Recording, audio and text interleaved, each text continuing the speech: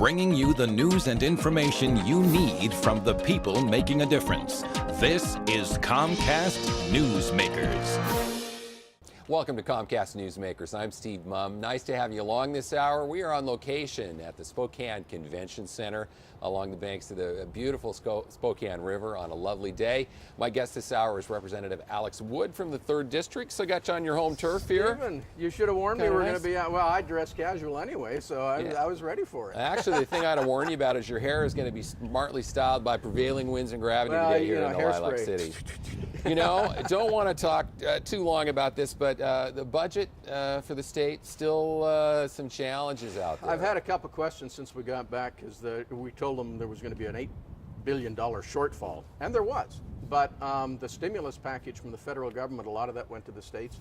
We got $3.5 to $4 billion out of the federal government, so we ended up cutting the budget by $4 billion. But that Trouble was is, one-time you got it. money. Yeah, it expires at the end of the year, and as much heat as they're getting for the deficit spending, I doubt if they're going to do it next year. So we may have to redo the whole budget when we get back in January. And the last revenue forecast just came out a couple of weeks ago, and it was down another $500 million. So it's still going down. So now we did the best we could, but we're not out of the woods yet. Talking to Senator Lisa Brown recently, a little bit optimistic that maybe we're at the bottom in terms of revenues, retail, maybe end of the year moving up. On unemployment, though, you've got some concerns. Lisa's got a PhD in economics behind her name, and I agree with the good doctor. However, I think we're bottoming, but we're going to do this now for it'll be a while until we start going up. And please, and I think Obama and his administration are trying to make sure we never go as high as we did again. We've been on this roller coaster now for like 15 years. Boom, bust, boom, bust.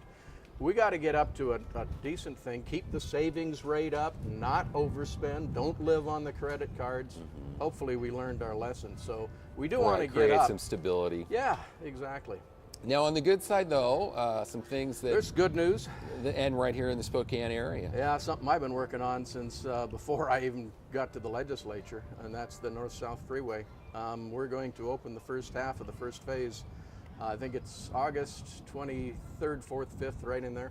And I don't go to a lot of ribbon cuttings, but I'll be there for that one. Well, that one was a long time coming. I mean, is that back from starting in the 50s? They started talking about it in the 50s. I teased Lynn Schindler, my old friend from the Valley, who's no longer there, that Lynn, I didn't even have a North-South budget to fight over my first 4 years. We weren't even on the radar screen. Yeah.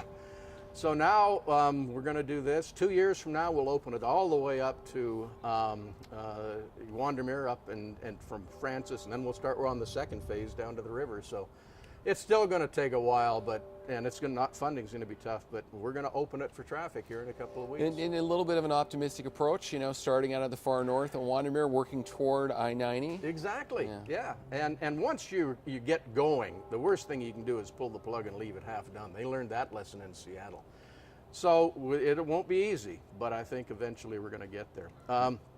One of my old friends, Karen Kelly, when we used to work together on TV, the Intercollegiate Nursing Center that we've been working on, and a lot of people for years. We just opened that up. We got money for the Northeast Community Center, the Riverside Extension through the new campuses going forward. So we're still moving. Yeah.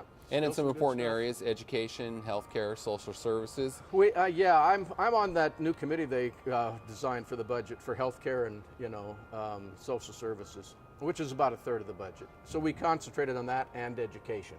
That's about 2/3 of the budget. So that's where we did, what we could. A lot of other areas had to take some pretty steep cuts. And of course, tuition on higher ed. It's everybody sucked in though, and I think everybody's doing the best to get us through this thing. And it seemed like the cuts were pretty intelligent, as opposed to saying, well, X% Thank across you, the board.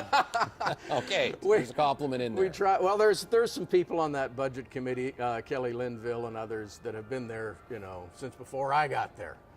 They know where the cuts can be done without doing too much damage. And we had a lot of good input from quote-unquote special interest group and the public saying, and I was honest. I said, we're going to have to cut. Where do we cut?